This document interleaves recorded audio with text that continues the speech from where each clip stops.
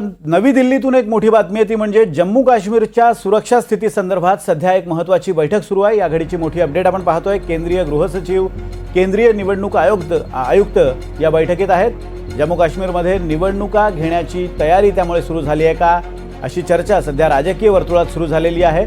निवडणूक आयुक्त नुकतेच काश्मीर दौऱ्यावरून परतलेत आणि केंद्रीय गृहसचिवांसोबत आता त्यांची एक महत्त्वाची बैठक सुरू आहे। जम्मू काश्मीरच्या सुरक्षा स्थिती संदर्भात बैठक घेतली जाते। रामराजे शिंदे आपले प्रतिनिधी आपल्यासोबत आहेत। रामराजे, असं म्हटलं जातंय की जम्मू काश्मीरच्या निवडणुका घेण्यासंदर्भात आता केंद्रात हालचाली सुरू झाल्यात। आजची बैठक हे त्याचंच उदाहरण म्हणायचं का?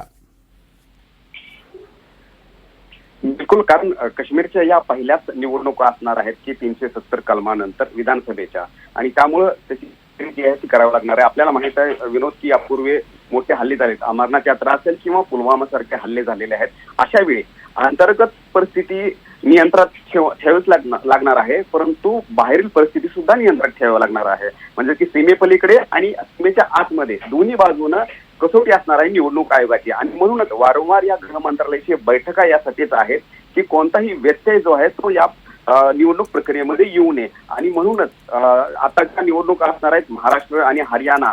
शक्यता हीच आहे की ज्या पद्धतीनं बैठका वारंवार चालू आहेत की कदाचित नोव्हेंबर महिन्यामध्येच मग महाराष्ट्र आणि हरियाणासोबत जम्मू काश्मीरच्या पण निवडणुका होऊ शकतील, आणि त्या दृष्टीने ही टाकलेली पावलं आहेत असं म्हणावं लागतं आपल्याला।